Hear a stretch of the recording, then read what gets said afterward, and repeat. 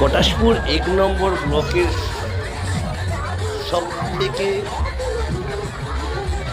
বড় পুজো প্যান্ডেল এবং সুন্দর পুজো প্যান্ডেল এবং পুরস্কারপ্রাপ্ত পুজো প্যান্ডেল, এটা হলো টিগ্রাপাড়া রেনবো ক্লাব। আপনারা জানেন, আজ নয় আগামীকাল, আগামী বছর, বহুত বছর ধরে এখানে পুজো থিম সব কিছু দেখার মতো।